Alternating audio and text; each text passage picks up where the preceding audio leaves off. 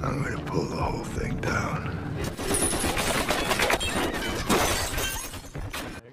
We're gonna stop, and that's how it's gonna turn out.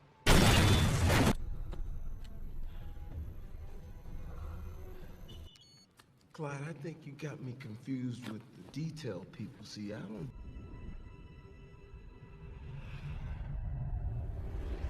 Halo Intel 21, di video kali ini Intel akan membahas alur film yang berjudul Law Abiding Citizen, dirilis pada tahun 2009. Film ini menceritakan balas dendam seorang pria bernama Clyde atas pembunuhan anak dan istrinya. Dia tidak terima hukum bobrok dan merencanakan balas dendam selama 10 tahun.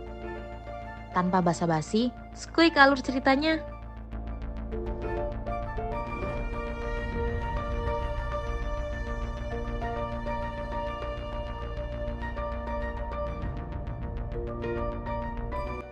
Scene dimulai saat seorang pria bernama Clyde yang tengah melalui malamnya bersama sang anak di rumahnya. Mereka terlihat begitu ceria dengan Clyde yang sibuk melakukan pekerjaannya, sedangkan putrinya tengah membuat kalung untuk ibunya dan juga dirinya.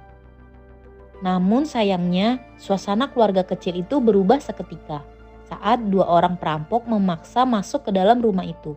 Clyde yang membukakan pintu langsung mendapatkan pukulan dari si perampok.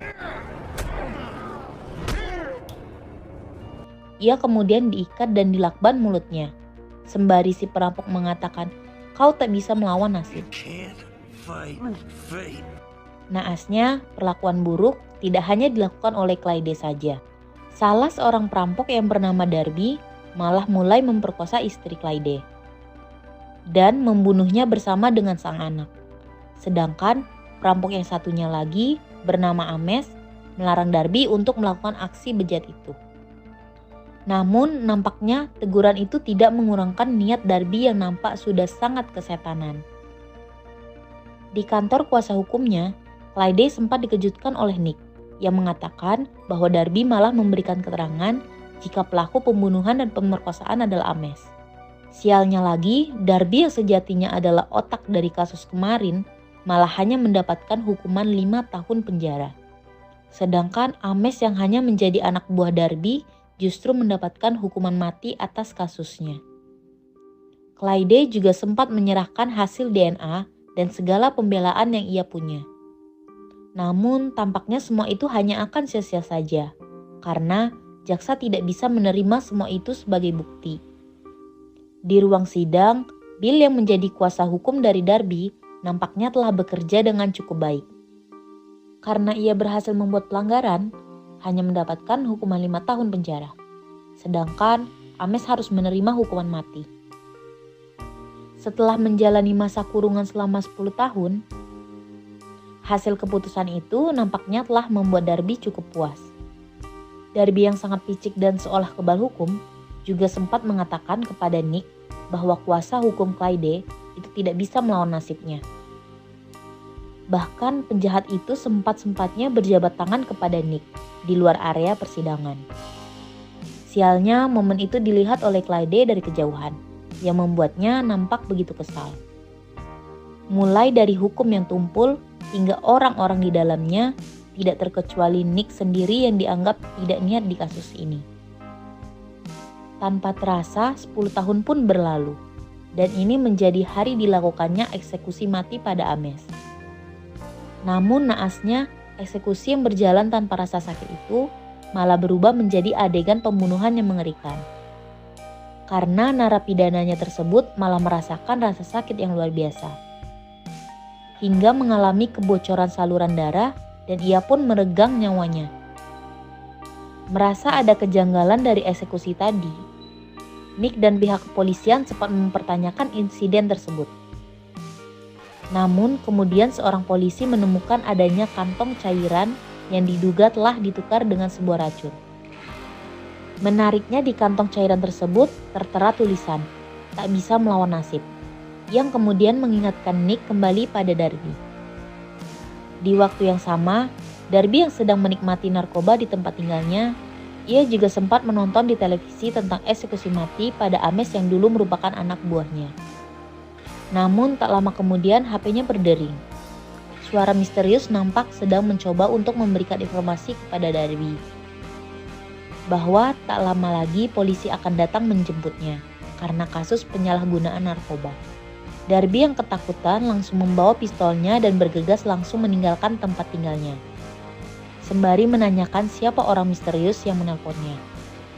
Namun, sosok misterius itu malah menyelanya dan menegaskan bahwa ia ingin menyelamatkan Darby.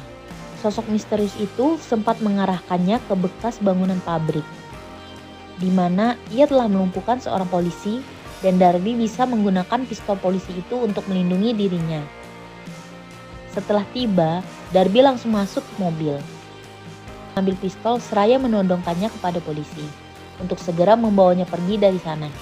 Di lokasi berikutnya, Darby meminta polisi itu untuk segera keluar dari mobil dan nampak akan mengeksekusikan polisi tersebut. Betapa terkejutnya Darby setelah tahu bahwa sosok misterius tersebut adalah polisi itu sendiri. Ia adalah Clyde. Naasnya penjahat itu menembakkan pistol yang didapatkannya dari Clyde.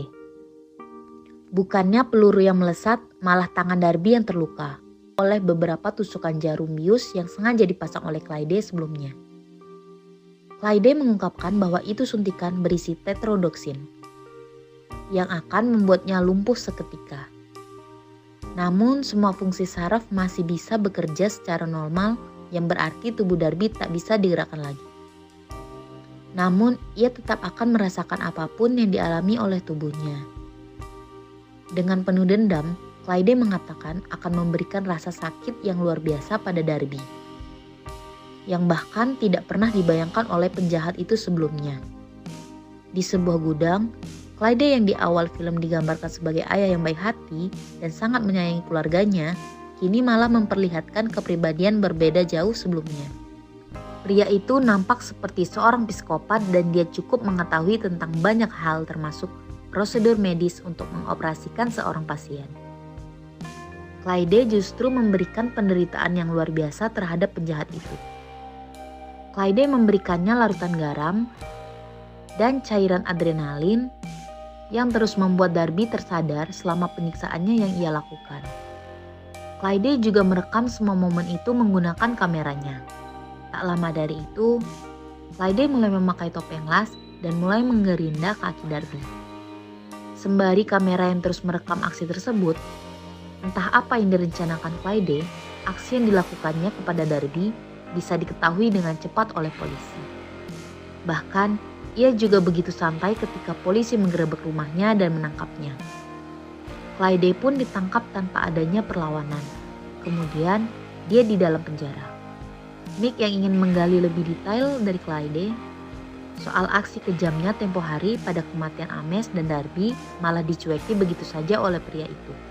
Clyde bahkan sempat meminta kasur baru untuk ditempatkannya di selnya, hanya karena ia merasa tempat tidurnya saat ini sangat tidak nyaman untuk digunakan. Pria itu juga mengatakan bahwa ia akan mengungkapkan semuanya jika permintaannya itu dikabulkan. Meski awalnya menolak untuk mengikuti permintaan konyolnya, namun mengingat pentingnya kasus pembunuhan yang terjadi pada Ames dan Darby, akhirnya Nick pun mengabulkan permintaan Clyde. Tidak hanya itu, Nick mendapatkan telepon dari istrinya yang mengatakan bahwa anak mereka kini sedang shock berat karena baru saja menonton video penyiksaan dan pembunuhan Darby yang dikirimkan oleh seorang yang namanya tidak diketahui. Sosok yang menjadi eksekutor dalam video itu tidak bisa dipastikan identitasnya karena ia menggunakan topeng las sepanjang aksi psikopatnya. Dalam persidangan, Clyde yang telah mempelajari tentang hukum selama 10 tahun jelas sudah memiliki modal yang cukup untuk menjalani proses hukum. Bahkan, ia sendiri telah menempatkannya posisi seperti yang pernah dilakukan Darby, di mana penegak hukum tidak memiliki bukti yang cukup kuat untuk menjebloskannya ke penjara. Atas semua alibi yang diberikannya itu, Clyde sebenarnya akan diberikan vonis bebas begitu saja oleh hakim. Namun tampaknya pria tersebut menginginkan lebih dari itu, karena ia kini mengakui perbuatannya di persidangan, termasuk menyalahkan hakim yang dinilainya tidak becus dalam bekerja. Dan dalam bukti yang begitu kuat, Bisa-bisanya hakim membebaskan penjahat begitu saja. Atas tindakannya mempermalukan hakim, persidangan pun dihentikan dan Clyde dinyatakan bersalah. Seolah masih belum puas dengan kematian dua perampok itu, Clyde sekarang malah meminta stik dan iPod untuk melengkapi makan siangnya dengan mengancam keselamatan nyawa Bill yang dulu merupakan mantan pengacara Darby. Menyadari akan keselamatan mantan pengacara itu, Nick dan pihak kepolisian akhirnya menyetujui permintaan Clyde. Namun, sialnya mereka justru meremehkan permintaan Clyde. Dan mereka sengaja terlambat 8 menit dari waktu yang telah ditetapkan oleh Clyde. Dan dirinya mengatakan bahwa dirinya tidak bisa menjamin keselamatan Bill. Dan apa yang terjadi? Polisi yang sudah tiba di lokasi sesuai dengan arahan Clyde, ternyata hanya bisa menemukan Bill yang sudah tidak bernyawa dalam kondisi terikat di dalam sebuah kotak yang terkubur di dalam tanah. Nampaknya aksi pembunuhan itu sudah sangat terencana, karena Nick menemukan adanya tabung oksigen yang telah disetting tepat pukul 13.15. Yang berarti jika makan siang mereka dapat disajikan tepat waktu, maka setidaknya polisi masih bisa menyelamatkan nyawa mantan pengacara tersebut. Menyadari kasus kali ini bukanlah kasus yang biasa, Nick yang bersama rekan lamanya yang bernama Jonas mencari tahu lebih jauh tentang sosok Clyde. Hingga kemudian ia bertemu sosok pria yang diketahui pernah bekerja dengan Clyde. Pria tersebut mengungkapkan bahwa Clyde bukanlah orang sembarangan. Ia seolah bagai mesin pembunuh yang bisa bekerja terlalu banyak dan tanpa melakukan aksi. Bahkan pria itu sempat menceritakan tentang keberhasilan Clyde dalam membunuh target hanya dengan sebuah dasi yang berisi serat karbon, hingga membuat targetnya itu mati tercekik dengan sendirinya. Berbekal semua keterangan yang telah ia dapatkan tadi, Nick kemudian menelpon kepolisian agar mobil patroli bisa berjaga di sekitar rumahnya, termasuk membicarakan soal hukuman yang lebih berat oleh Clyde dengan Hakim Laura. Naasnya, hakim yang dulu juga sempat memutuskan persidangan dalam kasus istri dan anaknya Clyde, malah kini harus tewas seketika setelah ponsel yang digunakannya tiba-tiba mengeluarkan ledakan tepat di hadapan Nick dan Jonas. Mengetahui bahaya yang ditimbulkan oleh serangkaian aksi Clyde, Nick juga sempat mengatakan kepada Clyde bahwa balas dendam yang ia lakukan tidak akan berarti apa-apa bagi mendiang istri dan anaknya. Namun Clyde malah berdalih, jika semua itu dilakukannya agar sistem peradilan dan hukum yang cacat selama ini bisa dibenahi. Tidak hanya itu, Clyde juga kembali mengajukan permintaannya kepada Nick. Namun kali ini jauh berbeda dari sebelumnya. Pria itu menginginkan agar semua tuduhan padanya digugurkan, dan ia segera dibebaskan sebelum jam 6 esok pagi. Jika tidak, ia akan menghabisi semua orang yang ada di sana. Nick yang mendengar permintaan itu jelas tidak mau menurutinya. Ia bahkan berinisiatif agar semua yang ada di sana tidak ada yang pulang ke rumah masing-masing. Setidaknya hingga jam 6 pagi nanti. Pengacara itu seolah ingin memastikan sendiri bahwa semua rekan kerjanya akan selamat. Meski Clyde telah mengancam semua orang di tempat tersebut. Naasnya, ketika jam telah lewat dari pukul 6 pagi, dan tidak terjadi hal buruk seperti yang dikatakan Clyde kemarin, para staf yang akan segera pulang malah harus menemui ajalnya. Karena satu persatu mobil yang terparkir di area penjara tiba-tiba saja meledak. Anehnya, dari sekian banyak mobil yang meledak, hanya mobil Nick sajalah yang selamat dari aksi ledakan tersebut.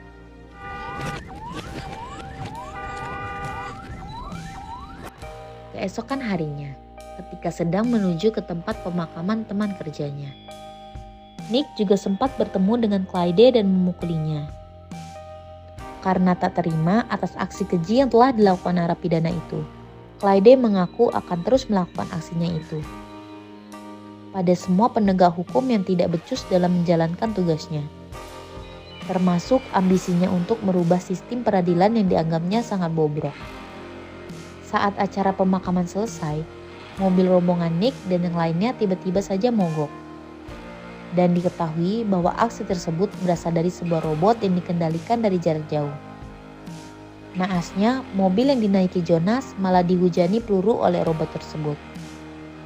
Hingga membuat mobil itu meledak dan menewaskan Jonas.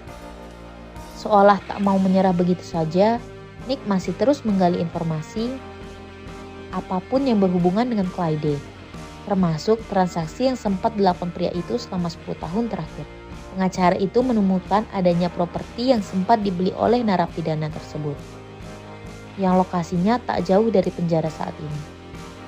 Bersama dengan rekan kerjanya, Nick mulai memasuki tempat itu, dan mereka terkejut karena di sana terdapat banyak sekali peralatan yang diyakini selalu digunakan oleh Clyde dalam merancangkan aksinya.